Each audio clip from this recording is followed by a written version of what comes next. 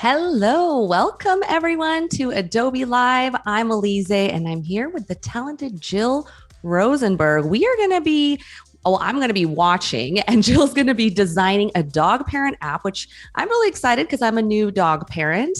But before we get started and I introduce Jill, let's talk a little bit about Daily Creative Challenge. Have you guys done them before? If not, what Daily Creative Challenge is a 10-day challenge that requires our audience to design in XD, and it's around a specific theme. So if you haven't checked it out, I highly recommend staying tuned after today's show and watching it at 2 p.m. Pacific Standard Time and get into the challenges. It's really fun. I'll be hosting actually Daily Creative Challenge next month for the first time. So I'm really excited about that.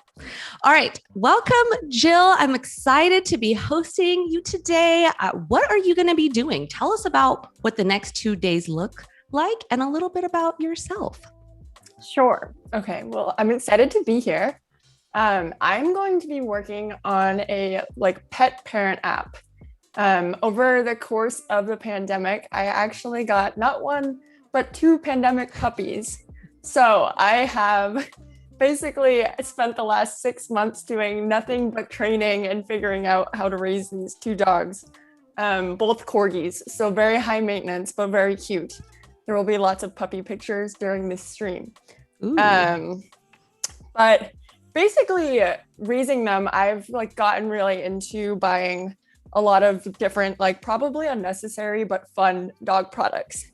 And the goal of the stream is going to be to take a lot of those different products and try to integrate them into one app as cleanly as possible. We'll see. It'll be a journey for sure. But yeah, and a little bit about me. I'm a product design manager.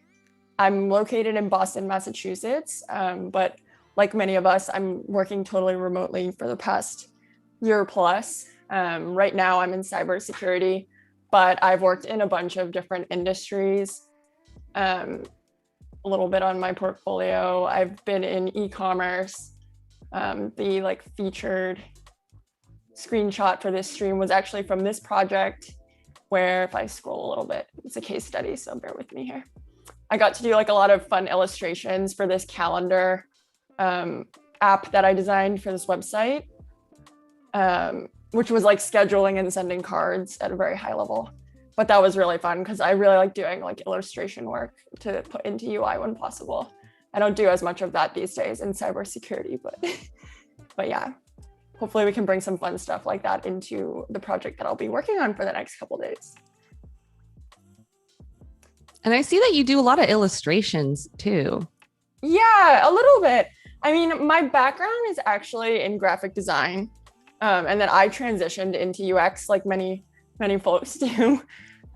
So I've been in product design for about 4 years now and have recently transitioned more to the manager side of the house. So I'm actually doing less and less real tactical design work these days and more so providing directional feedback, etc. But I'm excited to spend the next couple of days actually really diving back into pixel pushing. Yeah, it's nice to take a break and come back to it and be rejuvenated. For sure. Yep. Awesome. So why don't we look at what you're doing for the next few days? All right, here we go. Intro, here we go. I'll start with the puppies. We'll start there. So these are my 2 dogs. This is Wally and Willow. And they are both under a year old. They're a lot of fun, but also a lot of headache sometimes. But they've been really great for just like distracting from the state of the world these days, I think, a little bit. And they're like the inspiration for this project. And hopefully we'll get to use a picture or two of them. We'll see. They're so cute. How old are they again? So Willow, I'll like zoom in here. This is Willow. She is about 10 months old at this point, which is crazy. Her birthday's in July. And this is Wally. Well, this was him, baby Wally. This was actually the night that I picked him up. So he was like 8 weeks old here, but this is him like last week. He's a funny dog. He lays on top of my sofa sometimes. So that's like what's going on here. He climbs on the back and just lays on the cushions like a cat. So cute. Everyone's loving it in the chat. Like, so cute. Yeah, they're great. I've like wanted corgis my entire life, and I thought I would get one. And it only took me 3 months to get a second one. I don't recommend doing that for anyone that is thinking about getting a corgi, unless you are in a pandemic and stuck in your house for months on end. Then it was like kind of doable. Still a lot of work though. Yeah, I can talk about the amount of work that my puppies are for probably hours, but they're very cute. They go out on hikes. Most of these photos, I will say disclaimer, I didn't take these. I send them out on hikes sometimes when I'm working so that they get to go out, get energy out. I'll be on like my calls, and that's how we do it. Yeah. Awesome. Cool. Everyone's loving it. Chris says adorable pups. Chella says these guys are so darn cute. And Paco wants one. Yeah. Yeah. I mean, I recommend corgi. I just don't recommend maybe 2 corgis that are the same age at the same time. But it's fun. They beat each other up like all day, every day. And it's better than them beating me up. For sure. Okay. So stepping back into design mindset. I'm gonna like show a couple of the products that I was like looking at when I thought about, okay, like what are we gonna design here?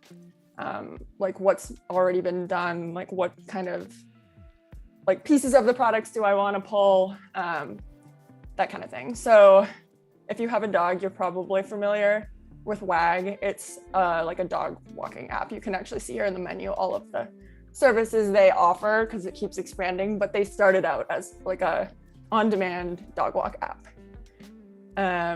This is actually Rover. It looks very similar to WAG and it does almost the same thing. So it's also dog walking. Something I noticed that I didn't notice until like looking this up and grabbing these screenshots, all of the dog products that I've used are like either green or yellow themed.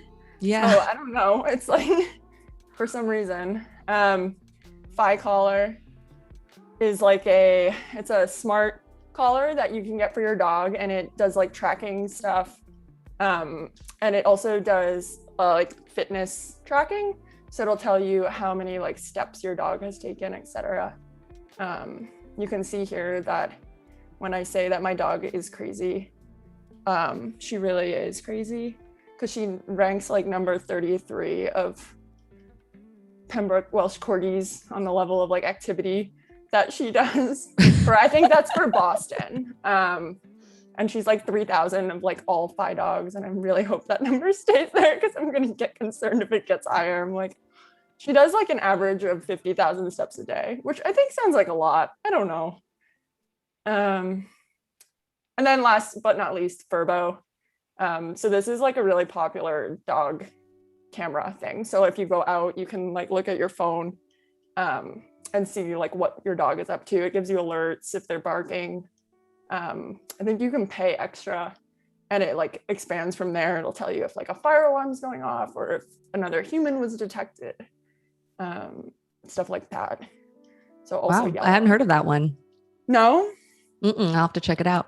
Yeah, it's really cool. For some reason, it kind of like doesn't like my internet. So I always have to reset it, which is annoying. But other than that, like definitely recommend. These are just like screenshots of what the like adding a pet process looks like for them. All of these apps, you can definitely like add your dogs to them. So that's something I definitely want to incorporate in this project. You can see here that like Willow's picture was already added. Can you see here? Oh yeah, and then you can see here in Wag that I added both of them. So Willow, and then Wally's like hidden behind there in a little sliver. But yeah, so that was kind of the light product research I did and wanted to share with you guys for this project. From there, I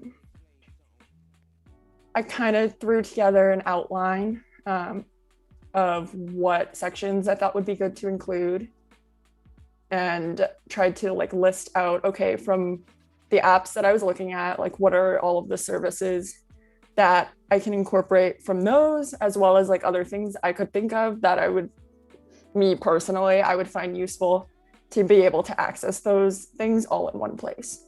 There's just so many aspects to owning a dog. What kind of puppy did you get for your pandemic puppy? What is he? My pandemic puppy is half Maltese, a quarter Chihuahua, and a quarter wiener dog. So it's a little. He's a little guy, 17 pounds. Nice. My dogs are like 21 pounds and maybe 25. I think Wally's probably around 25 now, but I'm hoping they stop growing. Those are good sizes for me. Yeah, totally. Yeah. So dog profile, kind of your first section. I just listed out, like what are the things that you normally see in these apps included in a profile. And they'll like use those characteristics to inform like other parts of the app, especially like weight and breed. Those will provide a lot of information in sections like health or like how much exercise they need, etc. So the other sections we'll look at are like services. And I kind of grouped all of this into services, health, and you have a bunch of categories there that I felt like, okay, these could all like come under that umbrella. And then, especially being in Boston, it's not like the most dog-friendly city. It's friendly as long as you're like very outside. There's not like a lot of restaurants you can take them to. And I think that might be kind of COVID related, but we'll see in the next like 6 months if that really changes or not. But coming up with kind of like a way to look up like where are places that I can bring my dog, like close to where you are, in one like nice package. There are definitely sites that do that. There are sites that do everything that I'm listing basically, but they're all different. It's like you end up with a list of like 20 websites by the time you do all of this. So I think the goal is we're going to try to take as much of this as possible and put it into one design. Yeah, I would definitely use this if I could, because gets overwhelming too as a new dog parent, to be like, what are all the things I need? And so it's great to have this all in one. We also see that Meyer Naik put in the chat that he has a golden retriever and he has an owl. So yeah, I was like, oh, that's the cutest. Are they friends? I wonder if like the owl's like on your golden retriever's back. Like that'd be so cool. Yeah, that's cool. I thought about making this initially like a all-encompassing pet app, but decided to restrict it to dogs just because that's what I know the most about. But I guess you could use this to find a vet for your owl. Like owls go to vets, right? I don't know. See, there you go. I'm like assuming. But that's super cool. My neighbor has a bird, but it's not an owl. I can tell you that much. It's very small. Okay, so this, you can kind of see I started pulling stuff together, just like screen grabs of businesses that I use near me that kind of fall into some of these categories if we need info to like fill things in later. Yeah, more info, but we can get there later. So step one, I kind of laid out some screens already that I think we will end up using, just blank screens, but named them and put them in a line, just for my own sanity to keep track of things. So first off, we'll do an app launcher. I am still kind of up in the air with what I want to actually name this app. So if anyone has an idea of a name for a dog app that includes just like kind of anything and everything you might need to know about raising your dog, put it in the chat, please. It's a great place to get names from. I'm humbly asking for help there. I was like, well, I could do like Pet Pal or like, I don't know. I think every name I came up with, I looked it up and I was like, yeah, there's already like 20 businesses that exist with that name. But we'll figure that out. Worst case, it ends up being called Pet App, but a little bit sad.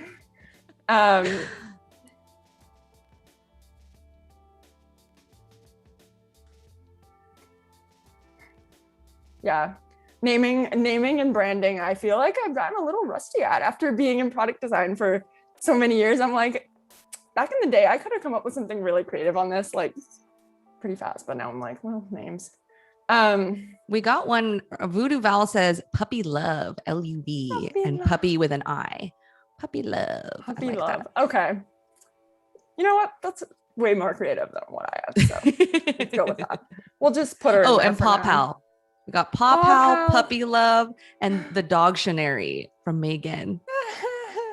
Puppified. Okay. So we got a few here. So we're getting some. We'll have something by the end for sure. Okay. I kind of like Paw Pal just because I was going to use just the paw for the like little logo. I didn't want to spend too much time on the logo. So let me go in and grab a paw at least to start with. So I'm going to use this plugin, AutoIcon. There's a bunch of plugins that do icons, but this is an easy one for this. Oh, do I want a filled in paw? Do I want a hollow paw? Or do I want two paws? This is where it gets dicey. I'm like already in the visual design. Oh, no. No, we want little paw. Little paw. Okay, there we go. All right. I messed that up. I want black paw. Let me just bring that down a little bit. All right, there we go. App name. This is so I will put a quick note in here. If you go to like Apple's website, you can download these UI kits to kind of speed along your process a little bit for creating like rough app designs. It includes a lot of like their default iOS layouts, type styles, kind of anything you might need as long as you're willing to use their like system styles. So I grabbed some of those, but the caveat there is it's like, okay, how many layers in do I have to go to edit the app name? Okay, there we go. People are liking Paw Pal, so. Okay, Paw Pal it is. All right, Paw Pal. Okay, so we got our rough icon there. Splash screen.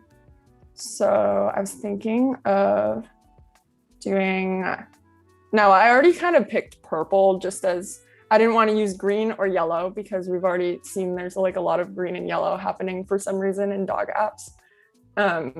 It's funny because now I have like a strong association of yellow with like dog products, but I would have never thought like yellow and dog before. But I guess there must have been some research there. I'm gonna do this. I'm pulling this purple. It's a little crazy, but we'll use it just for the splash screen. And then I found recently, there is this plugin called Confetti. Have you ever heard of this? I have not. What is that? I don't know if it's new or if it's just new to me, but it like basically lets you take a shape, and this might turn out like really badly depending on how I do the settings here, but it gives you like this option, and it like makes confetti out of whatever shape that you've picked. So it'll like multiply it in like random order around the screen. So I was like, oh cool, like maybe I'll try it for the splash screen, but you have to like really be in practice, I think, to get probably good results, but we'll do like 6 and 4 maybe. Oh, I'm excited to see what this turns out. It's different every time, I'll tell you that much. I did a few test runs before this, and I was like, well, none of those were great, but I'll still try it on the stream just for it's like a fun thing to play around with regardless. Yeah, totally. You can like randomize the scale, rotation, opacity, all of that stuff. But then it's like, okay, there's probably some combinations of random that look better than others, but I haven't figured that out yet. Okay, 70 maybe. Depth of field blur was weird. I tried that, but that one didn't. We're gonna leave that one off. Okay, let's see how many paws we get. I'm nervous to click this button. Whoa. Right, there you go. There's just random paws everywhere. I see. You see? I thought it was literally like confetti that was like going to come out of the paw. And I was like, yeah, that would also be cool, but this is what we got. All right. We'll go with that for now. I'm definitely going to mute it a little bit, but we'll leave it and then we'll go back in and like adjust the opacity on these as a group. Yeah, I don't want them to be like too, what's that for now? Okay, grab one of these. I like move my center her.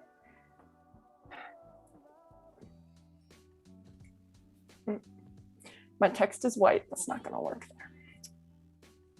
Oh, and it's opaque. Pro tip, don't use 20% white text like anywhere. Just don't. Oh my goodness. I'm not going to spend like a lot of time doing like a logo or anything, just because that could take a long time. But we'll just do this that way we have something cute. Super cute. Group these guys, put him in the middle. All right, sure. Splash screen. For now, if we have like leftover time, we could do more, but kind of bothers me that that's like so heavy and then this is so light. My visual design OCD is gonna get the best of me in this, but it's okay. All right, so a login screen. I think for this, I would just stick with like something really simple because again, login's not like the most like fun or interesting thing to problem solve for. It's kind of been there, done that kind of vibe. But we'll do a little bit.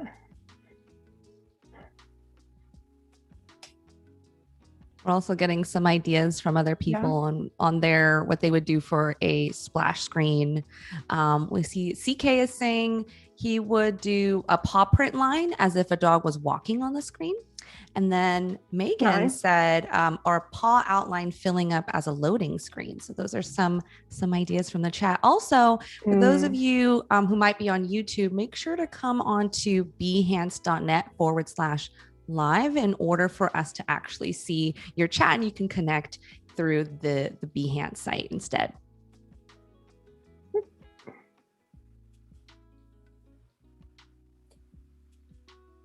Yeah, animation, I think, is always the way to go for splash screen. So I agree there. But for the sake of time and the fact that I wouldn't necessarily identify as an animator at this point in my career. But I think that's like a really cool skill to have for sure. Mm-hmm. Have you tried out some of the auto animate features in XD? Yes. Yeah. And I'm hoping to do some of that tomorrow with our like prototyping, et cetera. Today, I'm going to try to get through like laying out most of what I'm thinking of for screens. We'll see how that plays out timing wise, but that's the goal. And then tomorrow, hopefully we can finish up if there are like any leftover pages that I feel like we need for prototyping. But other than that, hopefully we can just play around with some good prototyping. because I think that's like one of the coolest parts of XD, honestly. That's at least in my opinion, right? Maybe others would disagree, but I'd be curious. Maybe that's a question for chat of like, what is their favorite feature in XD? And then maybe I can try to incorporate that either today and or tomorrow, but especially for prototyping. Yeah. So put in the chat, what are your favorite features? What would you like to see Jill showcase in the next few days?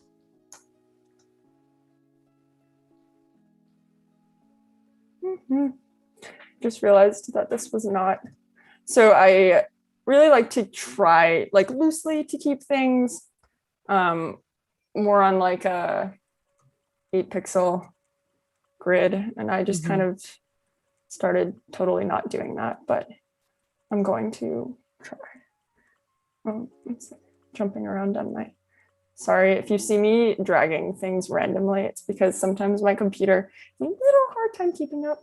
But it's just me being like, please catch up to what I'm doing.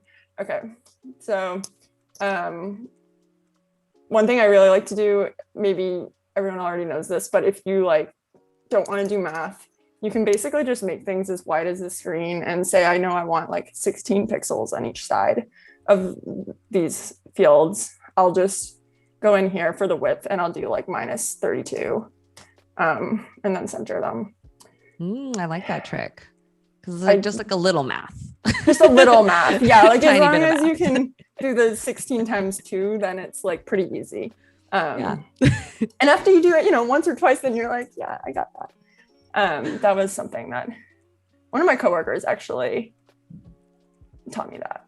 And I was like, wow, why didn't I even think to try that? But it's just what it is.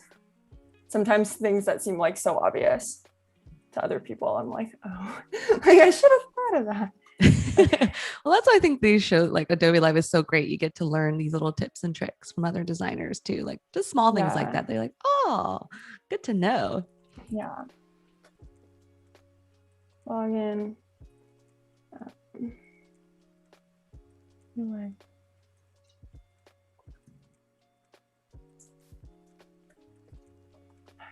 The cybersecurity designer in me is like, forgot password, because the company I work for right now does like password management and stuff like that. So it's not glamorous, but it's necessary, especially in COVID. It's like crazy how much cybersecurity has really taken off. Let's see. Need like a link color, but for the colors, did you already have in mind some of the colors you're going to be using, or are you kind of like off the cuff trying some stuff out? I'm definitely going to be like off the cuff trying some stuff out. Like I said, I kind of just picked the purple because I wanted something fun, but I didn't want to do like the yellow and green from the apps that we'll be looking at today, just to do something different. But I'm not married to it, so we'll see if it evolves as we go through this. But I'm gonna go dark on this blue, nice and legible. This is a button. So I'm also thinking like color palette wise, do I want to do purple for everything, or do I want to do like a little bit like cleaner and do like dark buttons? Because it could end up being a lot of neon purple by the time we're done, which I'm like, could be fun, but not something I would want to get like stuck using probably. Let's see. Login. What do we want the CTA to be here? I'll do login. I was like, yes, no, maybe. And then once I get some of these styles like roughly established, I'll go in and add them, so we don't have to keep recreating our type styles, etc. But I'm not exactly sure what they're going to be yet. So.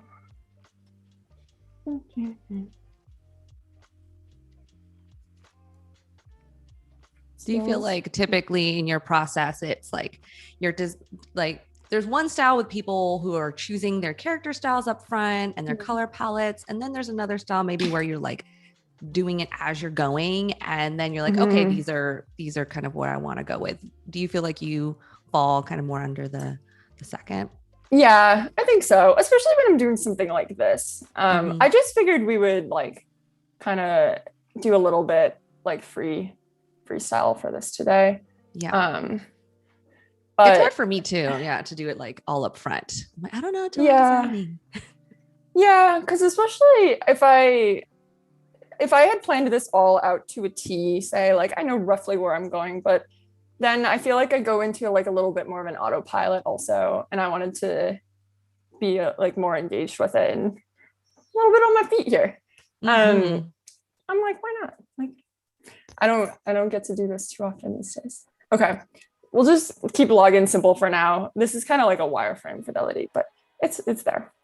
Add pet. So I was kind of thinking of like, all right, what would a onboarding look like for this kind of product? And like, what have I seen other products do? And usually in dog apps, like I found, obviously they're going to collect like your information, also like the human's information. But for the sake of this project, I'm going to kind of like skip over that. We're going to just pretend that that's like part of the create account type scenario. But I do want to mock out, like, I think what's more interesting is like adding your pet and or multiple pets into an app like this. So I'm going to take a stab at like mocking that out, and then that'll kind of be like the onboarding for this app. Have you used any like dog products, or you've been more, I guess, like traditional or like less crazy about your dog than I have? Like I said, I don't really use many apps for my dog. Yeah. We've been doing training. Like I watch a lot of YouTube. So on like training tips, and we took him to training classes and stuff like that. But yeah, I haven't tried out many apps before. So I'm excited about seeing how this one is, and maybe some of the other competitive ones you showed earlier. Yeah. I feel like training was like, did you do in-person classes? I did. Yeah, we did in person, even during the pandemic. It was like all outdoors, and it was like the highlight of my week, because I'm like, oh, I get to see all these puppies every week, like 2-3-month-old puppies, like running over me and licking my face. I was like, oh, this is the best. Yeah, that was also one of the few things that I did that like got me out of my apartment every week for a while. I was like, oh, time to go to puppy class. It's fun. It's a good excuse to see lots of cute puppies. It's soul warming. Yeah. I'm gonna plus icon. Let's see. Like during this, I'm going to try to get icons that are, like roughly the same style, but it's hard. You get all these different icon sets, and I'm like, oh, I could try to stick to one icon set, but I figured for the sake of this project, it's going to be a lot easier to like just go with what I can find on the fly, and not all icon sets have like dog related icons. So we're going to do that. Let's see. What color did I pick for black? Okay.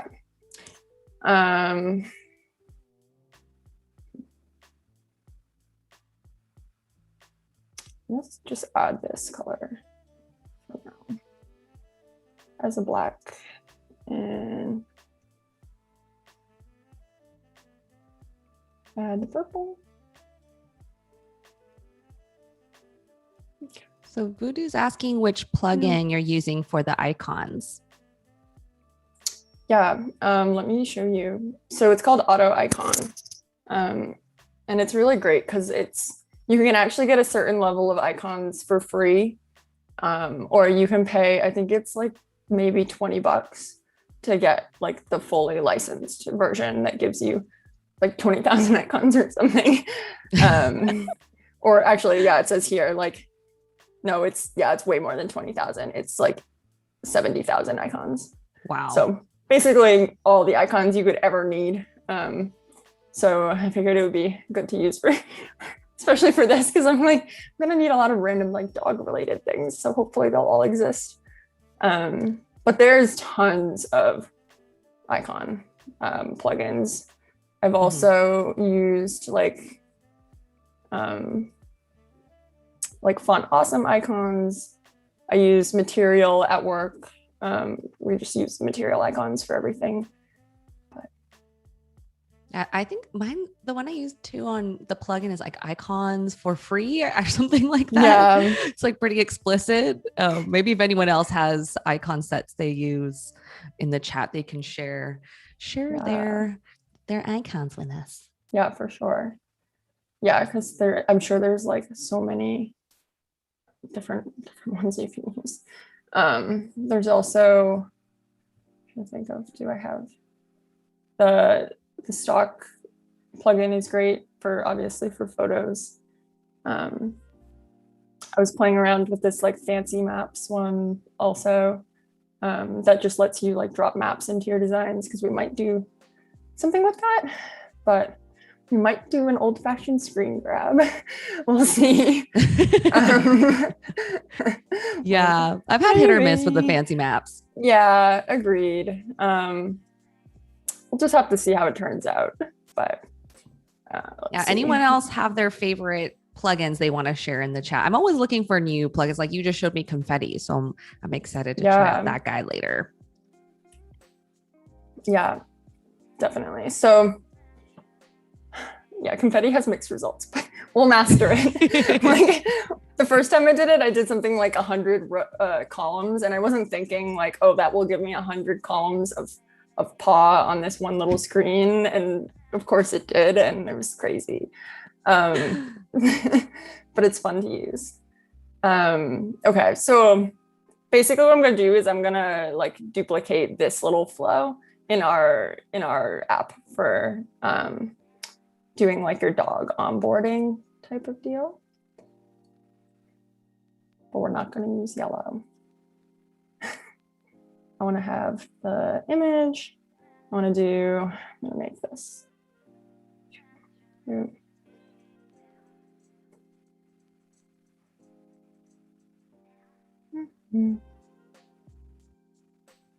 right, for anyone who's just joining us, just want to let you know that Jill is working on a mobile application for dog parents.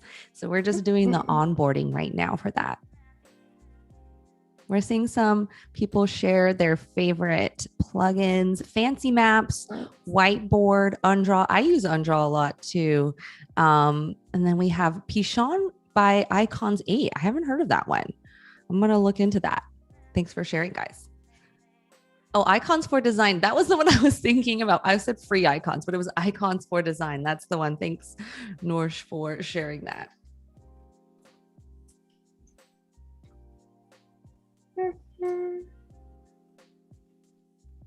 Oh no, that's not what I meant to do. Laura is also sharing favorite plugins. Stark, Quick Mockup. I use that one a lot too. Whiteboard, Blobular, and Lorem Ipsum. I don't know Blobular. That's kind of sounds like, is it to make blobs? I'm imagining that sounds pretty cool. Blobular. I bet it is, because that's like such a trend for a while. I feel like it still is, but but it's like evolved. For a while, I felt like, for a while, I felt like it was one of those things that was like kind of overused a little bit, but I don't know. It's like fine. Why do I have a random G in my, okay, goodness. Yeah, when I was like checking out Behance and like everything was blobs, I'm like, oh man, that's obviously what's in blobs. Yeah. But good looking blobs. Yeah, it's like hard to get like the perfect blobular but now I want to see that tool. I wonder how blobs will evolve. Have you seen sort of what that's like now? Has it changed? It's changed in the sense that they're not used. Like when they first started appearing everywhere, I kind of felt like people like relied on them heavily for like owning the design. I don't know. Now I feel like they're more of a background thing and they're used more carefully. Yeah, I feel when I think of the whole blob thing, I think of Undraw, because there's like a blob behind every single illustration in Undraw, right? I'm pretty sure. Mm-hmm. That's what I think of. Okay. Pet name. Did I get everything here? I'm like, too many. Name, picture, birthday, gender, weight, breed. Yeah. Okay. Some of these I'm definitely gonna make drop downs, and birthday would be like a date picker. So I need some icons for that. Start.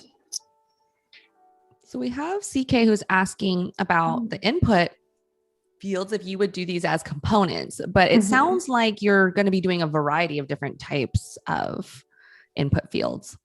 Yeah. Yeah. So definitely, like, for example, like at work, all of these in the design system I work with like every day, they are components. And having like a component library built out makes like doing things like this go a lot faster. So definitely do that for sure. But because I'm kind of tackling this project from scratch, I'm just gonna go in and just like kind of do components on the fly here. But definitely components. And then once you like create what you're happy with here, you can easily make those into reusable components for like yourself and your design library. Yeah. And then totally. Like passing those to dev also, so that you can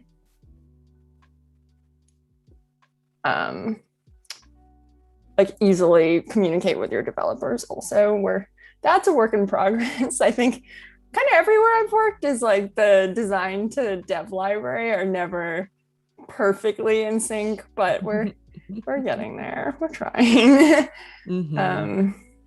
Okay. We'll grab this. This calendar is fine. I think it's a little bigger than I want it to be, but we don't need that. Birthday. Yeah, that is larger than I want. 8. Ooh, I thought that was locked. That was not locked. That happens to me all the time. Yeah. That wasn't it.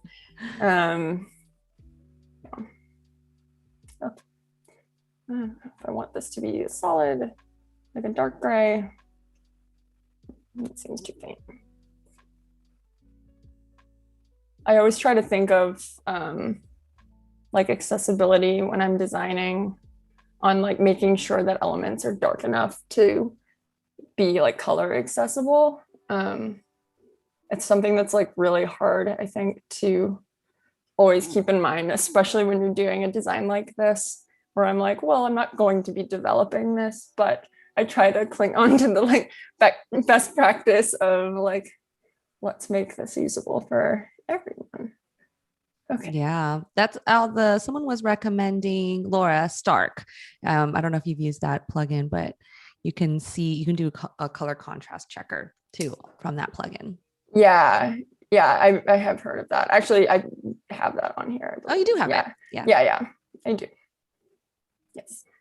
We're also getting more people recommending other plugins. We have UI Faces, which is great for plugging in. If you have a profile, you just need to plug in that the picture of someone's face. And then Chris also recommended Pattern Maker. I don't know that one. Do you know that one, Jill? No, I imagine it might be kind of like confetti, but maybe more elegant. Yeah, more structured rather than less random. That's what I imagine too. I'm gonna write these down. Pattern Maker, globular pattern. I'm gonna try these puppies out later. Yeah.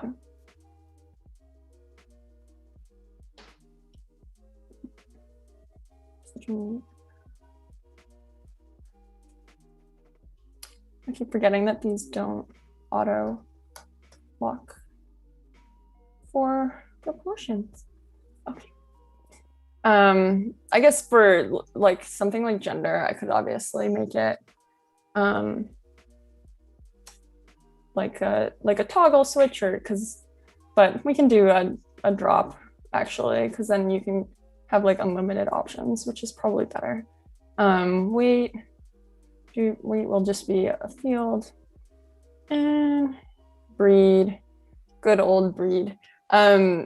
This I think will definitely just stick with the drop down for the sake of this design, but breed can be pretty crazy because obviously there's like so many breeds of dog. We'll just like leave that for there. Yeah, I also wonder too, because like my dog has like 3 different types of breeds, so it might need like, yeah, I wonder how that is, like mixed puppy. Yeah, breeds yeah. too. I think that we could do like, I think it would be like you could add maybe more breeds. I've seen that. Like add another breed, add another something. Yeah, or you could just do mixed breed. I've seen products kind of tackle it both ways. I like the ones that do let you add multiple, because like Willow is a pure bred Pembroke, but Wally is actually half cardigan and half Pembroke. So I like being able to like specify that, because it doesn't often matter. There's similar enough breeds where like they kind of both have the same issues and same like dietary needs, etc. But it still makes me feel like it's like more personalized to me, that like they let you put in exactly what your dog's breed is. Okay, so we got this like rough form going on again, kind of like wireframe fidelity, but this I want to pull. Nope. Whoa.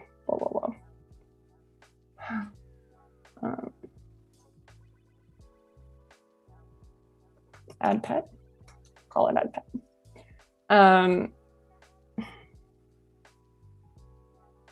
I'm like already rethinking my button choice that I made on the last screen.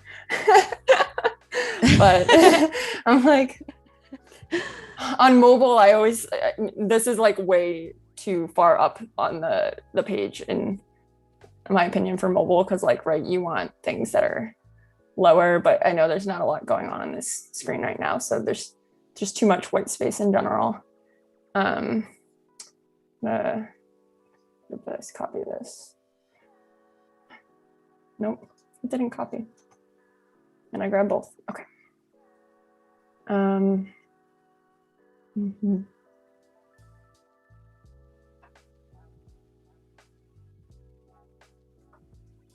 Save. I always have this debate at work where like, what do we want it's basically a save action.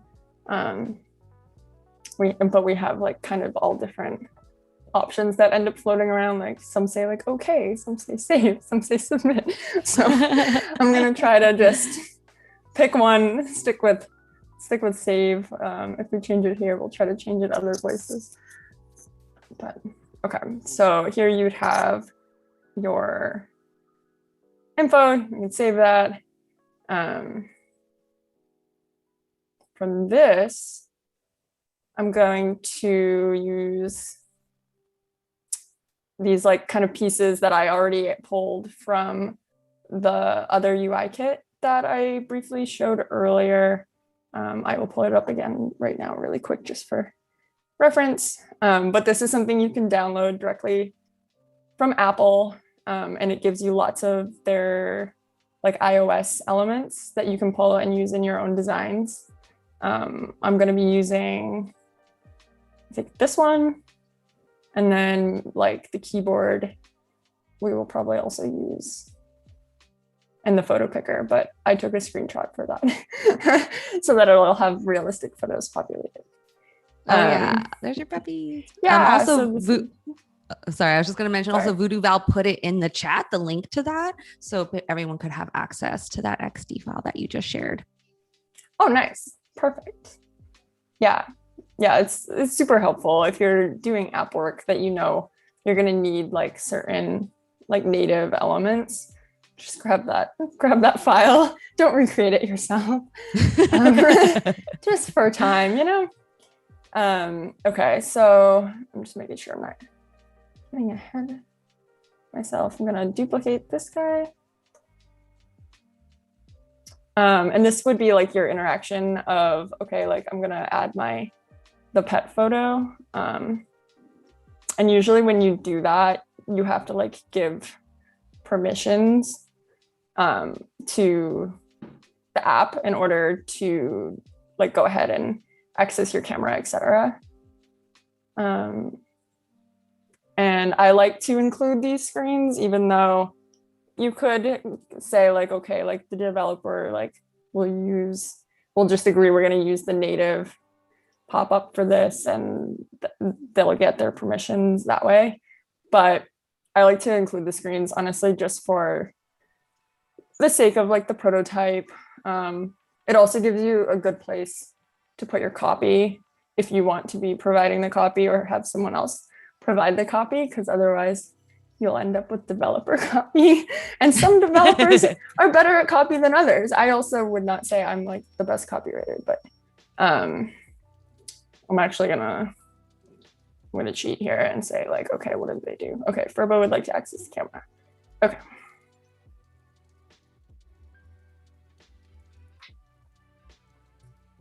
Oh, nope. Yeah, copy is kind of like always a challenge for designers, right? We're like, yeah. How much do we put in versus is there someone dedicated to the copy, or will it fall into the developer or product manager to put in that copy? So sometimes like hot potato, like, okay, here's, you do the copy. No, now you do it. I'll just adjust. Aha. Okay. All right. I'm not going to put sub copy because we don't need it, but we got our agree, and I guess cancel is good for that, right? Yeah, that's roughly what they have. Okay, well, they do okay. This is what I mean. I'm like, there's like a million different ways to say. Don't agree. Don't allow, I think is what you normally see. Okay. Okay, so then you got that. And again, that's just, you can kind of skip over these screens sometimes, but I'll add them, let's put it this way, for this project so that we can get a really cool, like realistic mock, hopefully, by the end. Daniel from the chat is saying that he thinks it's true that you should have the pop-up screen so you can really feel what the end user is going to have in their hands. So like really giving that full experience of what it's like. I agree.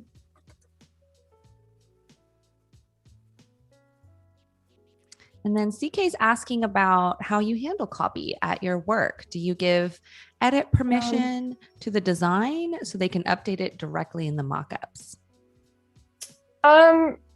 So currently we do not, but that is more due to the copywriters themselves they do a lot of other things besides just do in-product copy. So it's easier for them to just like write in our ticketing system of like copy changes. So I'll take that and I will like manage updating the designs.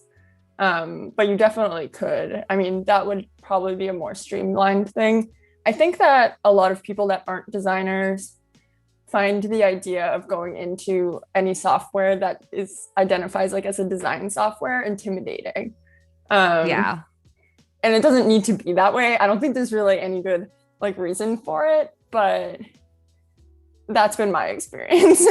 I have a hard time even sometimes getting developers to go into software and like leave comments that way rather than us having like a million Slack messages back and forth or something like that. But it's really, I think, like if you can get teams to work directly in files or like leave comments that way, or like try to move as many things into the project is definitely ideal. I've had varying levels of success with that. So I guess I'll say on that. Yeah. Yeah, okay. I typically ask too I just put it my share links. I ask them to just put copy changes in the in the share links as a comment, and then I update it because I get afraid for people who are non-designers to get into my file too. Like, you know, even just getting into the specific layer, maybe like moving things about an accident. Yeah, just try to avoid that if possible. Yeah. Yeah, I guess that's a good point. I think it really depends on who you're working with and like how familiar and or not familiar that they are. Yeah. Because you definitely don't want someone in there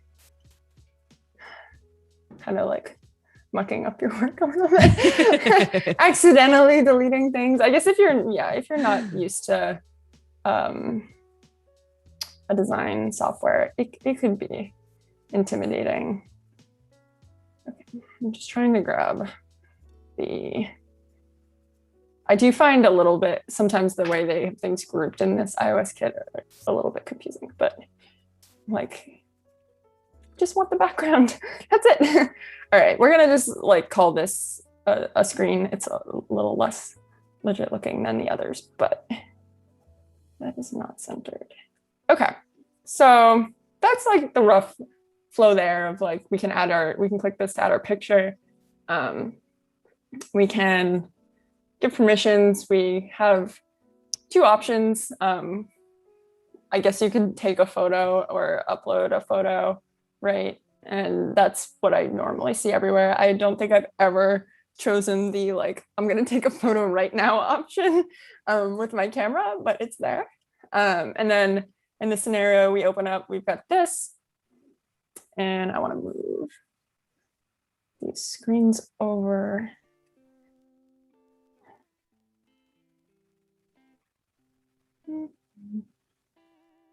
Okay, good.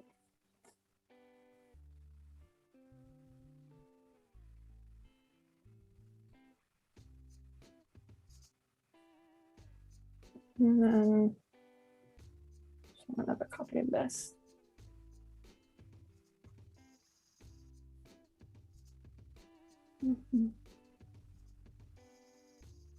Also, if you are watching on YouTube, please jump over to behance.net/Adobe Live to join us. You can comment in the chat and we can connect that way.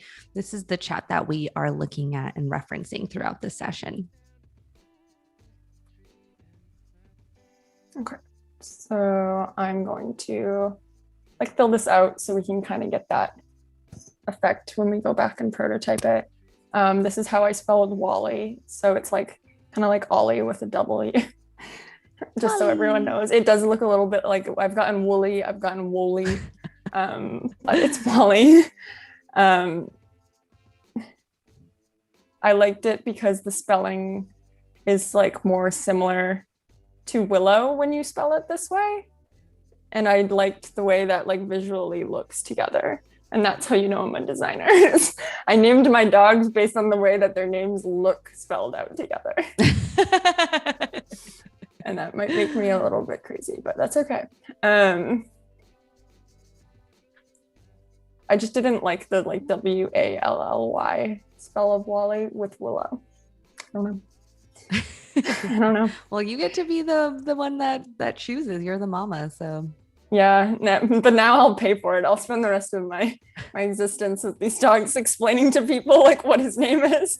Like, oh, okay. All right, we're gonna guess his big ear sticking out the side there. Nope.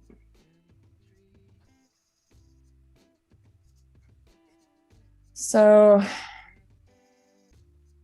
mask. Did you use a shortcut I there? did. Yeah. So Shift Command M.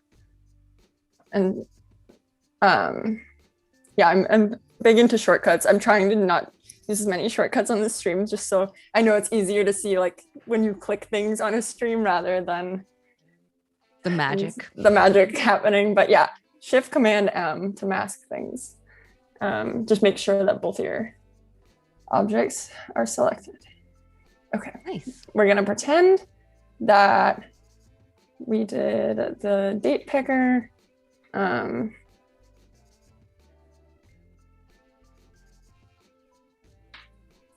Make this darker. So Wally was born on October 10th. And he actually was born in Texas. So I drove down there in COVID because I was too nervous to fly, honestly, at that point. But it was a long drive from Massachusetts. Yeah, that people were going far and wide though for their dogs. I know that. It was also hard to get dogs for people. I felt. I was hearing a lot of stories, sad stories of people trying to get a dog and really having a hard time. Sad stories. Yeah, it's definitely really difficult up in Massachusetts to get a dog. It's like a year's wait list if you're getting a dog from a breeder. Wow. And then even the shelters, I know for COVID, like really, really emptied out. Yeah, if you're just joining, Jill has been creating a app for dog parents, and we're just completing-ish the onboarding flow. She's putting in the information for her dogs. And you kind of have these like two states, huh? You had like the original state, and then you have kind of the filled state here, and you're making the text darker. Yeah. For the form fields, I'm kind of going with the like muted placeholder text approach for the fields. You can also add labels over the fields to remind users like what they're filling in. I know that's actually what I am used to doing at work for sure. I'm just doing this for something different for now. Like maybe we'll go back and I'll add labels. But for now. Okay. So that's kind of all right, then you could click save. I actually want to remind myself here, like for, we will need like a disabled state for these buttons. And I'll just lighten it for now to be this really terrible gray. No, a lighter gray for now. And I'll go back and change this later. And then once you fill everything out, you've got your enabled button. We could go really crazy and design like error states for the form, but I won't because time. Okay, cool. So we've got that, we click save. And then I'm thinking from there, did I get everything? Yeah, from the bottom. We'd have like our home screen. I think having like, I took some notes here on kind of what we could see for the home.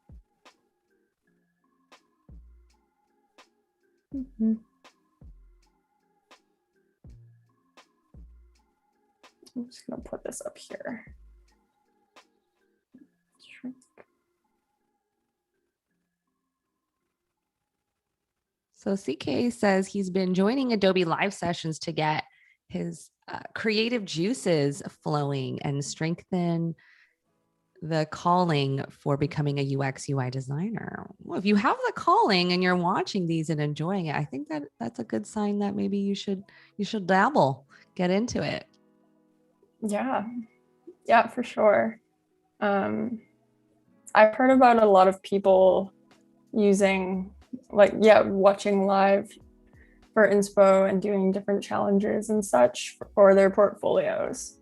I think that's a really good way to like give yourself some mock projects to work on without having to come up with them yourself. Because that's always my struggle, is if I'm given the opportunity to design anything, then I'm like, I don't know what to design. Like, that's too much freedom. Yeah, too much. Okay, so we'll do home. What is, I'm just seeing how many screens I've got here. Okay.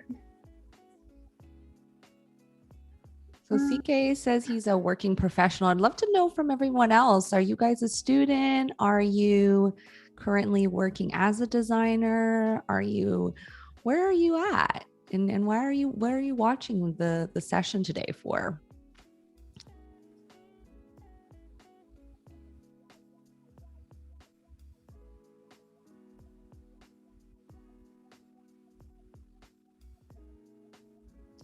I also want to lay out this like foundation before I start duplicating more and more pages and have to add it later. I'm going to say that our main 4 sections are going to be like the home section, services, and I already, before this stream, I went and grabbed a couple icons, which of course now I can't pick up because they're so small. Just so you guys wouldn't have to watch me just grab icons for 10 minutes. When you start to need this many icons for a project, I find myself struggling of like, oh, I already used that one, but that's what I would think to use for this. So I had to spend a little time digging and figure out what we want to use. Did you grab these from the same plugin? I did. Yes. These all came from the same plugin. Not the same icon set, but I felt like they looked similar enough. Mm-hmm. Unfortunately, if you don't click like exactly on the icon, it doesn't grab them. This is a struggle here of putting this in. Oh my goodness. Okay, I'm just gonna copy and paste. There we go. Like, why am I even trying to drag them across the screen? Okay, so we have our tab bar. Let me see if I can delete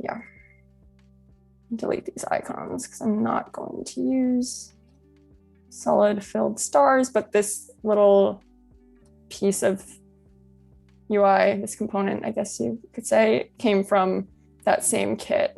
And then I always use the shortcuts for like bring to front, like send to back of like shift command, and then the brackets. So if you see things kind of disappear and appear, that's why. Yeah, that's a good shortcut to use, like yes. Having the layers kind of move forward or move back. Mm-hmm. Services. Sorry. So Dallas is a graphic designer and she wants to transfer to UX UI. Do you have any tips? Yeah.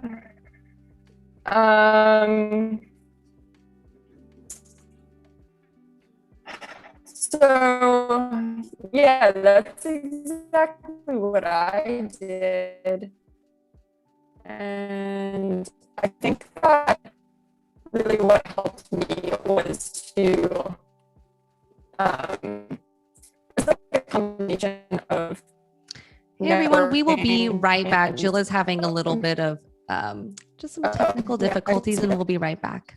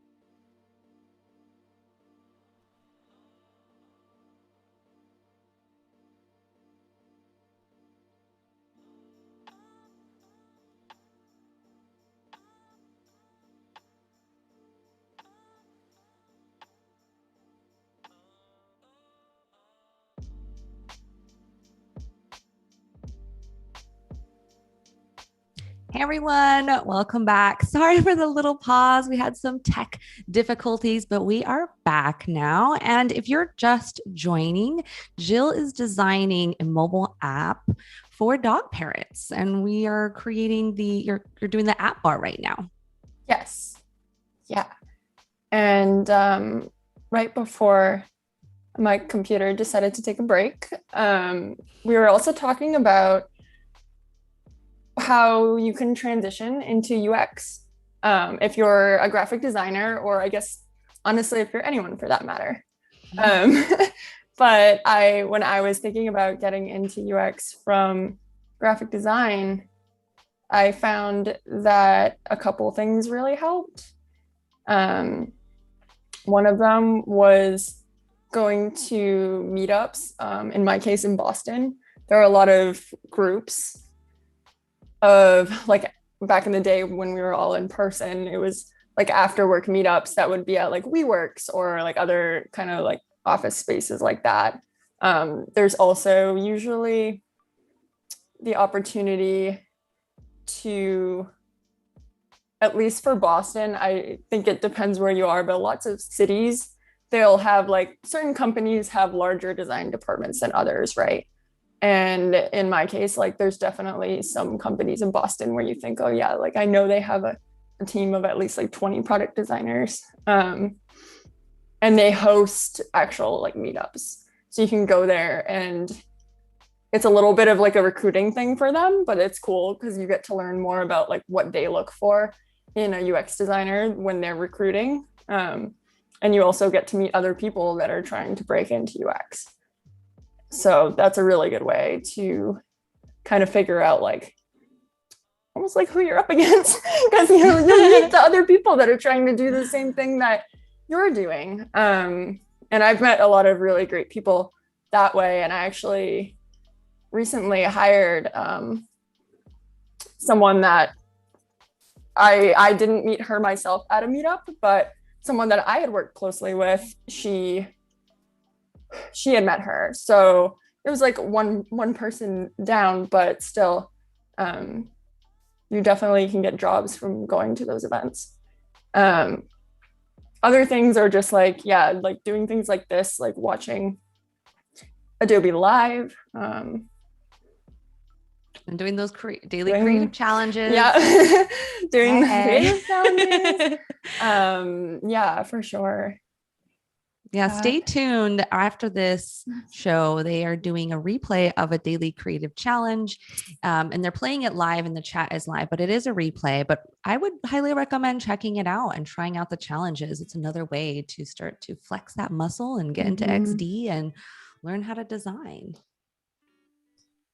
Yeah. Okay, that looks roughly the right size.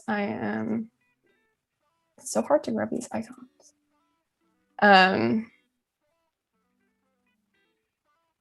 Oh, okay.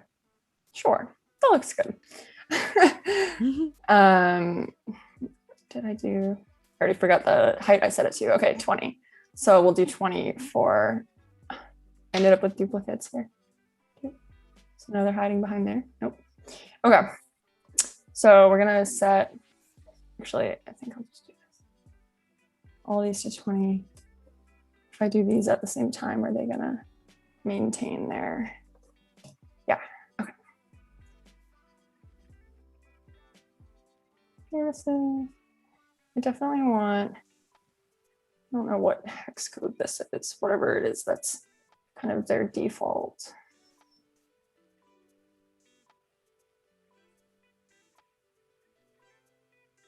If anyone has an idea for a better icon for services than a search icon, I'm open to suggestions on that one. I briefly looked at services, like what comes up if you type in services for an icon, and none of it made sense to me. So I was like, all right, we'll go with that. There's a lot of things that come under services. When you talk about dogs, it's like, let me come in here so I can, yeah, like when I say services, I'm talking about like training, walking, boarding, daycare, grooming, vet services, and then I count emergency vet services as a separate category because usually it's a different hospital than you would normally bring your dog to, unless you bring them to like a huge animal hospital all the time, which you can do, but it tends to be more expensive for sure, at least in Boston. I'm always like, Boston prices. Yeah, if anyone has an idea for an icon that would work better than a search icon. Yeah, please put in the chat if you have any recommendations for services icons. It's a tough one though. And then the Adongo is asking you, do you set bounding boxes to get consistent sizes of icons for things like the bar? Yeah, you definitely can do that. Right now I'm going with the fact that they're all 16. I'm just doing, or not even 16, 20 pixels tall. So that's the way that I'm lining them up for this, but yeah. And then Dallas is recommending a heart with a plus sign for services. I like that. That's like less cold and sad feeling than the search icon that I have. So let's see if, I wonder if that exists, or we can make one if we combine a couple icons, but yeah, maybe even just a heart for now. Yeah, even just a heart. Let's see. And you're using AutoIcon plugin for those of you who are just joining. And then Kruti is also suggesting 2 hands and maybe a paw in the middle of them. Dallas is also recommending a briefcase. These are good ones, Dallas. You got lots of good ideas. Yeah, those are all better than what I did for me. This is why I asked. I was like, there's got to be something I'm just not thinking of. I want to see the power of using other designers. Yeah, for sure. I'll go with the heart because I'm already down that path, but I wanted to see if there would be. Oh, I think I saw one a little up Well, this is above like with the plus. a. Oh, yes, that's. But yeah, you might. Oh, it's an X. That's Right above funny. that one, yeah. There's a plus. Kind of looks like a tooth though, but not sure. Yeah. All right. We'll go with like something like this. This is going to be roughly the right thickness. Once you scale it down, we'll see. That's something that drives me crazy is when you line up a bunch of icons and you can tell that like this one is heavier than the others, and that makes me sad on the inside. But we could maybe while I'm in this icon plugin right now, we can find one that would be better. Because especially next to like, I'm like looking at this, I'm like, I can't decide. These feel kind of the same to me, the service one and the activities. Maybe the health one is lighter, but all right, that's fine. I'll put my design OCD aside for a minute there. Okay, so home, I'm thinking we'll go with this for our bar for now. Want to, so that's not what I meant to do. Deselect that and we group a bar and send it to the back. So now we kind of have this section that will carry over onto our other screens, but I want to make sure that I'm grouping them in a way that makes sense. So if I need to edit them later, I will be able to do it. Okay. Nope. Well, that's funny. So, yeah. And CK is asking if Font Awesome integrates well with XD. Do you know? Yeah, I think they have a plugin, right? I haven't used Font Awesome in maybe the past year. I used it a lot when I was at Love Pop, which was like a 3D card company, and one of the, let's see, I'll do a quick search. Browse. Do they have a plugin? Maybe not. You know? I swear I saw, actually, I think Font Awesome fonts are in the plugin I'm using, actually, now that I'm thinking about this more. Start. Oh, can you filter by? That's what I'm wondering. Premium. That's not really what I wanted.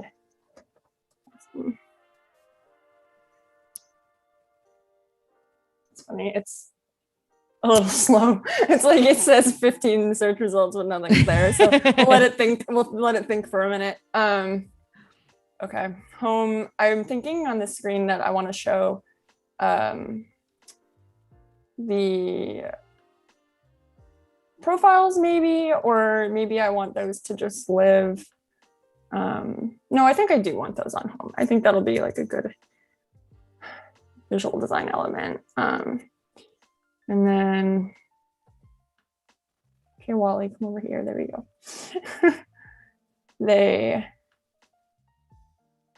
I had to have my dogs vacate the premise for this because you would hear them for sure.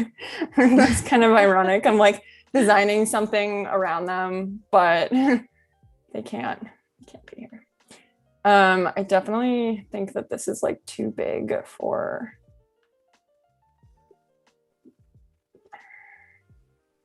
I'm just gonna leave this at the top for now.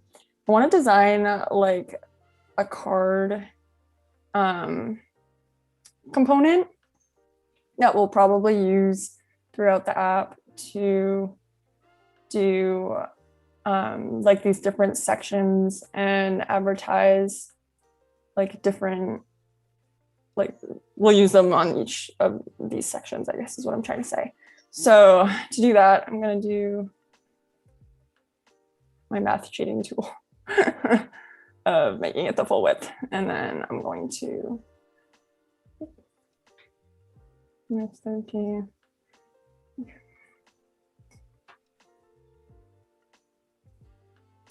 Um,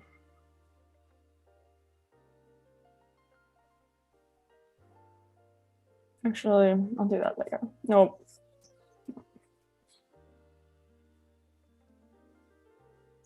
Okay.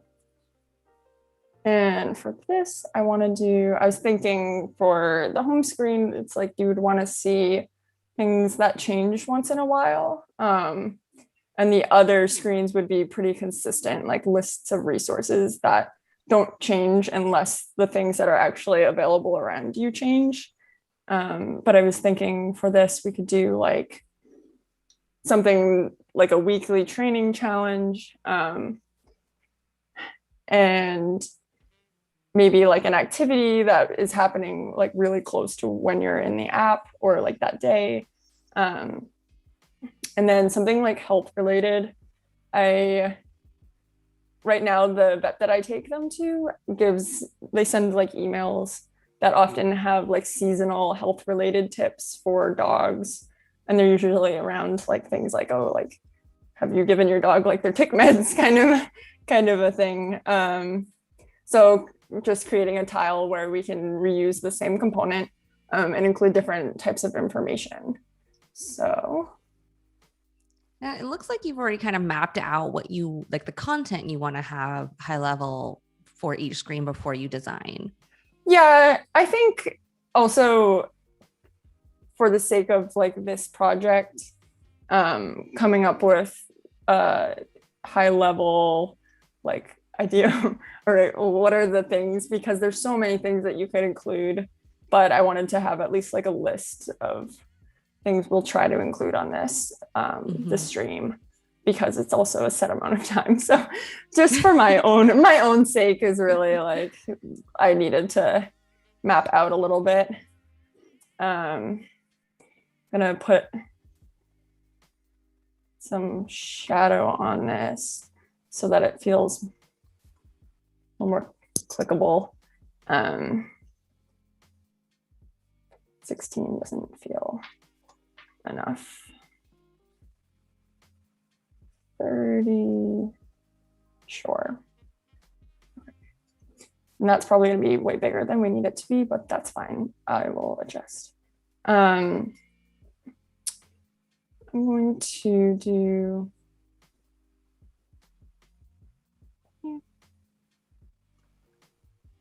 weekly training challenge. And you'll notice that I'm trying to include like really realistic, or at least somewhat realistic content in this, not like using lorem ipsum. And honestly, that's because out of the Adobe Lives that I've watched, I feel like the best ones are the ones that include like really good like experience copy, I guess you could call it. Let's see. I think it also helps when you're trying to prototype something and you're trying to communicate an idea. It's really hard if everything is placeholder copy. Let's see. What could our weekly training challenge be? One that my dogs struggle with immensely. We call it downstairs. And basically it's what it sounds like. It's they're supposed to lay down and you're supposed to be able to like walk away, do whatever, and they're supposed to stay there until you give them a release command, and my dogs do what they want. So they do down, but they don't do the stay part. They're like, what do you mean? What do you mean we can't get up and follow you everywhere? They're good puppies, but they do like to follow me around. So I'm gonna create some like hierarchy in this. I want to use, actually, did I put these in one box? Yeah.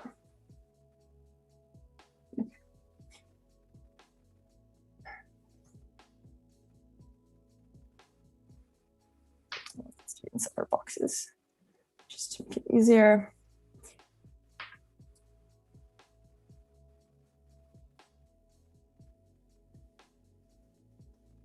Too big. Better.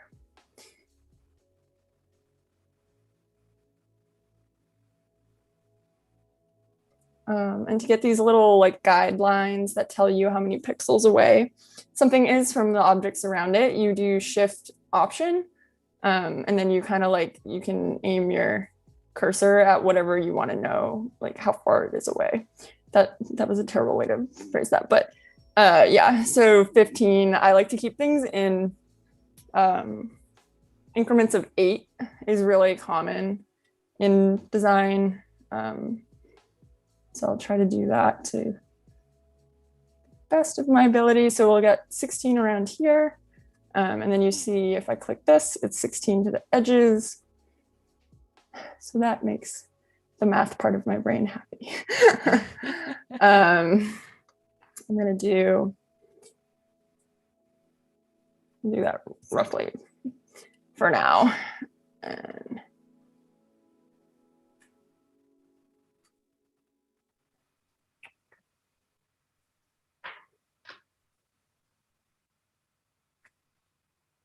trying to write copy right now. Let's have your puppy practice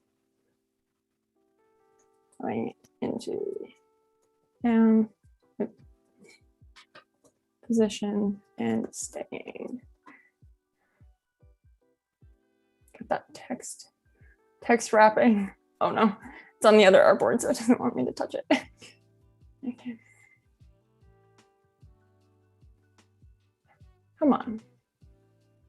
Why is it not? Oh, there we go.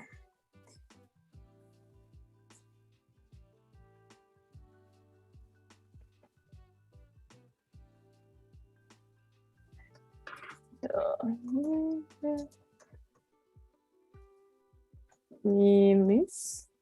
Come in. Okay.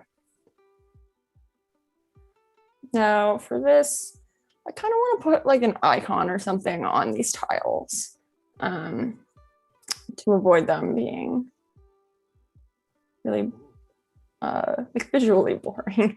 So let's see, a training challenge icon. Did I? Yeah, let's do this.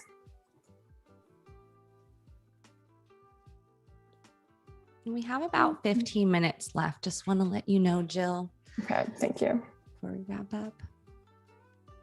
And if you guys are just joining, Jill has been creating this awesome app for dog parents to help manage all the things that you need to think about as a new dog parent, or just as a dog parent in general.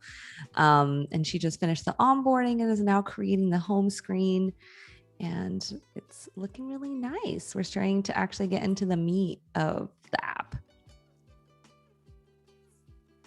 Yeah, these things always take longer than I think they will, but this is good. I definitely want to get to some prototyping tomorrow. We'll make some of these things come to life a little bit more, but all right. We'll just do, actually, do I want,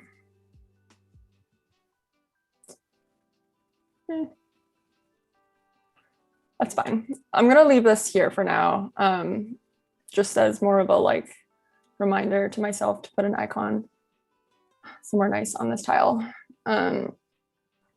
This also feels like maybe a little bit too much writing for one tile to me, but I will adjust. Let's see. So we have a challenge. I think that having like an activity tile could be cool, having something that's happening in your area. So I'm just going to reuse this layout. Again, this is kind of a wireframe. It's a middle ground for me between a wireframe and an actual visually designed element. Plan will be try to get through a couple screens here, and then tomorrow I definitely want to do some more visual design on this, and then prototype. Get some auto animate going. That's what I want. Yeah. Yeah. People are excited about animation. Yes. And Yeah. we have a couple questions. When you were Sure. doing the app bar, Limor was asking what way makes the most sense to group the navigation bar together? Yeah. The app bar, so I mean, the way, I don't know if there's like a right answer, right? But I just like wanted to make sure as I was doing it that I have my icons grouped together. And then I wanted to make sure that this, I'm not sure what the term for this is, but the little line that's always at the bottom of your phone on iOS, so that when I take this element and I use it on other screens, it's all like one nice thing that I can duplicate and move over easily. Mm-hmm. That's just for design's sake. Obviously, that has nothing to do with how it's developed. These are all separate elements, but also, if I was building out, say, like a design library for this project, I would want to have these like colors be set as like properties, and then you could kind of just toggle them on and off in the design. That would make things like be more reusable for sure. Okay. Activities.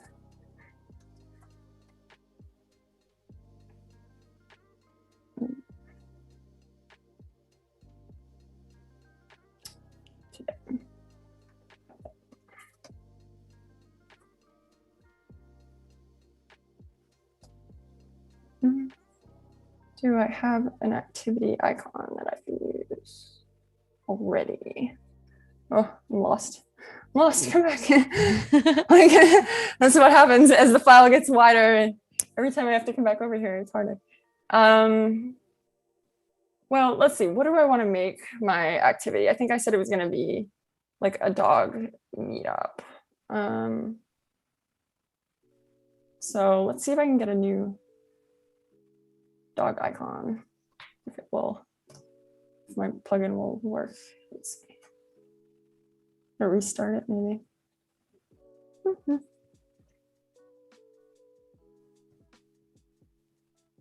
Okay. Trying to stick with the like outline style. And I found that lots of the dog icons are filled for some reason. There's one that I saw that we could pull. Not the credit card. I don't know why that would come up for dog.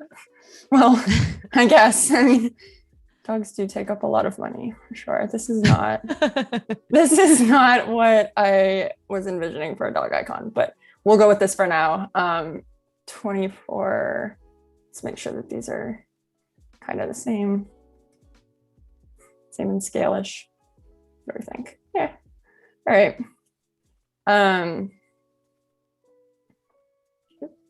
Trying to line up. For this purple, I kind of did this while we were talking about something else, but if you set this purple just to like the purple I've been using so far, I think it's too light. So what I did was I just dragged it down a little bit so that it looks visually similar to what's happening at the top, but it's not actually the same purple. And then I actually want to kind of add that so that I can reuse it. Yeah, this is like lighter than this one, like weight wise. You see that? Like, this is why if you're ever really designing something like professionally, say like make sure you're using the same icon set. It will save you a lot of trouble. Okay, activities. Let's see. I'm gonna do Corgi meetup. These are very popular in Boston. It's meetups of like 40, 50 corgis at a dog park, and it's insanity. Come to, what is it? I'll just say Quincy Dog Park. There's a dog park in Quincy that a lot of these are held at. Quincy is south of Boston. And Meet up. Meet up. For youth. Oddly enough, my dogs really don't like dog parks. They just don't like that many things happening at once, which I think is funny because they like full on beat each other up at home. They're very rough players, but as soon as anyone else is involved, they're chickens. Yeah, my dog's kind of like that too. He gets Yeah. scared at dog parks. I think it has to do with being really small also. Mhm. Okay, last one, health.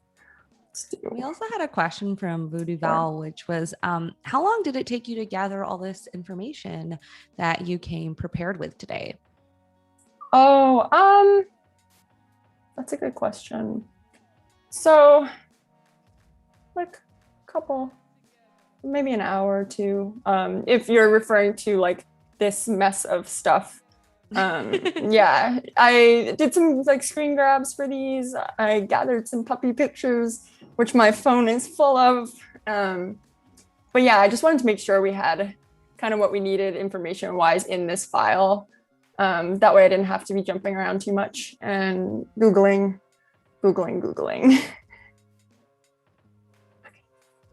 Health, whoops. Health tips. Now we need another icon.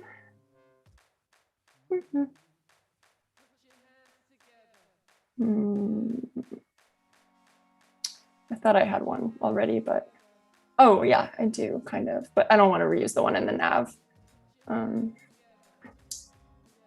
Let's go grab one more icon.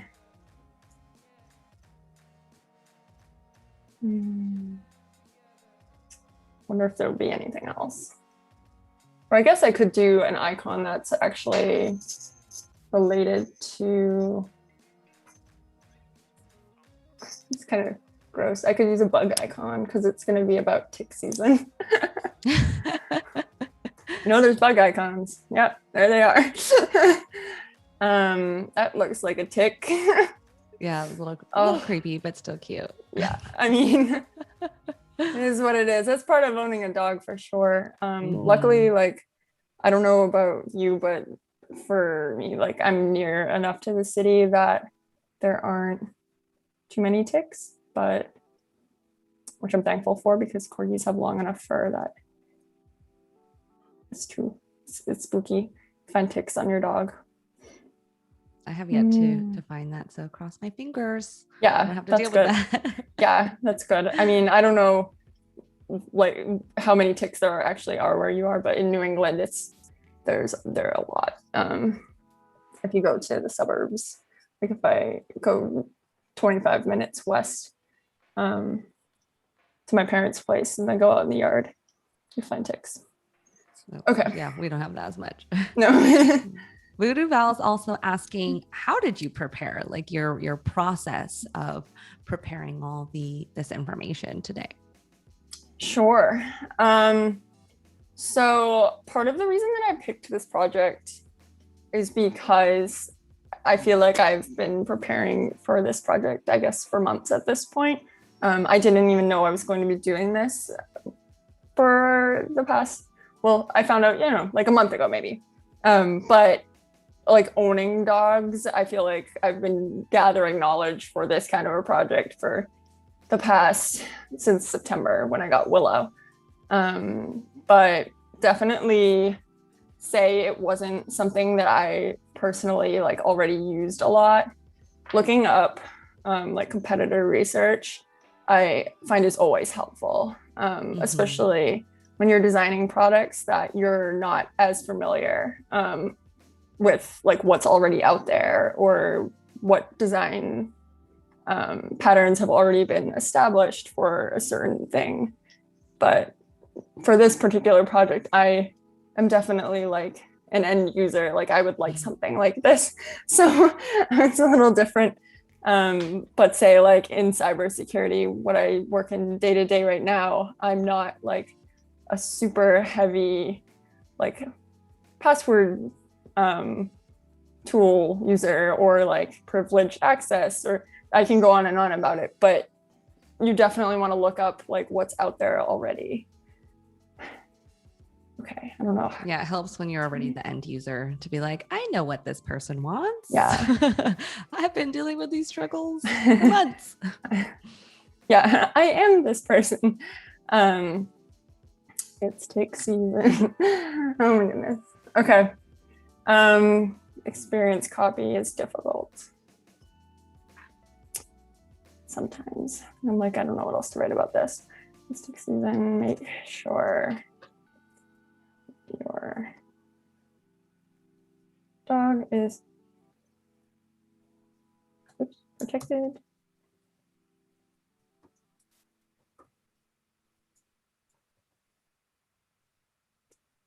I'll just do that for now. Okay.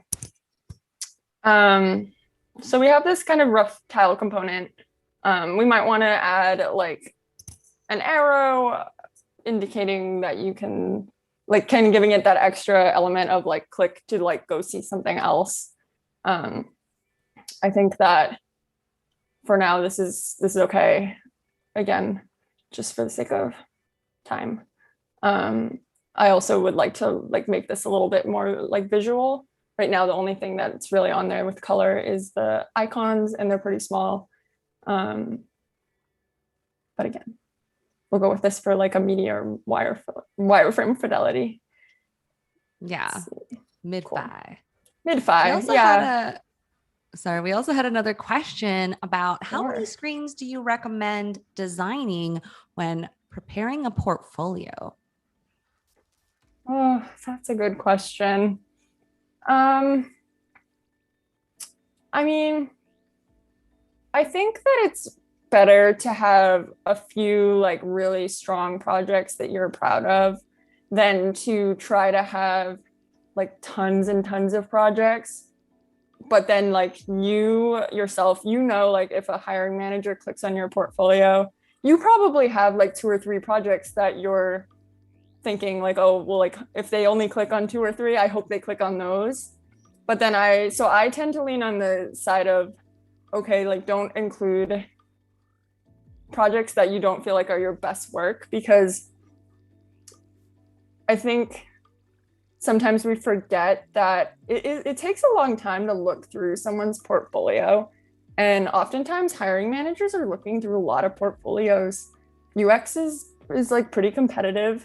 So you really just want to make sure that your portfolio, like up front and center, showcases the few top projects that you're most proud of first, so that they're like most likely to click on those if that's what you want them to click on. So you kind of want to use your portfolio as an opportunity to like showcase your UX skills, because there's UX just making your portfolio, never mind the projects in it.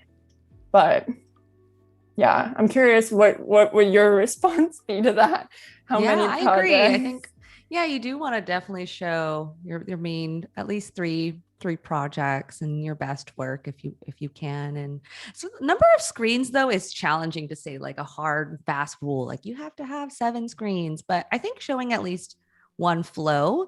So showing however many screens that is to show how the user can accomplish their goal is important. So I would probably imagine it's at least 4 or more, and potentially have them prototyped. You can have a video of what that flow looks like and how you're solving the problem.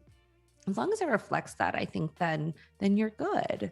So, and maybe if you're also just wanting to show your visual skills, illustration skills, maybe you just show a couple. If you're not really trying to show your product designing skills, maybe it's more so a certain aspect. So I think you can kind of depending on what you're trying to show and how you want to represent yourself. Yeah, I think that's a good way to put it. I think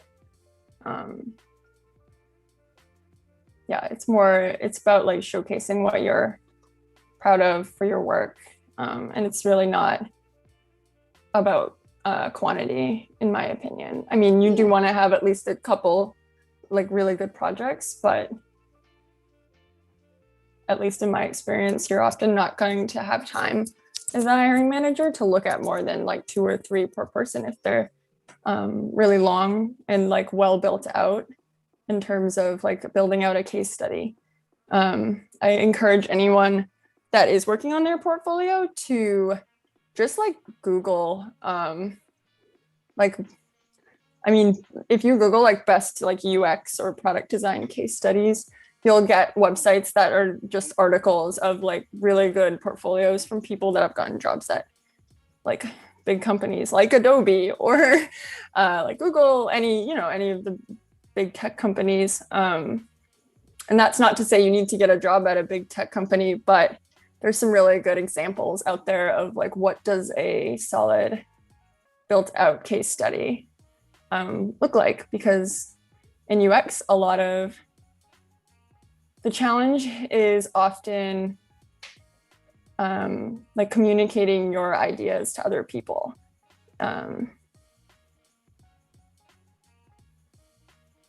Yeah, one of my favorite is from Simon Pan. So if you look up Simon Pan his Uber case study, it's like kind of the holy grail of case studies, I think. So that's a good inspiration. We're also going to be just closing up today's session. Jill, you've done such a great job of like gathering all this information prior to showing this how to design a mobile app for dog parents. You did these mid-fi wireframes, kind of like in between low fidelity and high fidelity. You're still kind of dabbling and figuring out those kind of final visual touches. And then tomorrow, please join us at noon Pacific Standard Time for part 2. And Jill is going to do the final touches. She's going to put in some of that prototyping, a little bit of animation, maybe, right? We'll see. Yeah. Yeah, for sure. Yeah. So join us tomorrow for that. Also, stay tuned for the XD Daily Creative Challenge coming up next. This is a replay, but it is live and it's played live and you can chat with other people live. So definitely check that out and and if you haven't yet, start the daily creative challenges to get better with your XD skill sets and become a better designer, all around. Always practice makes perfect. Yeah. All right, Jill, so good to have you today, and we'll see you tomorrow. Yeah, thank you for tuning in, everyone. And yeah, we'll do some fun prototyping tomorrow. Yay, excited. Bye.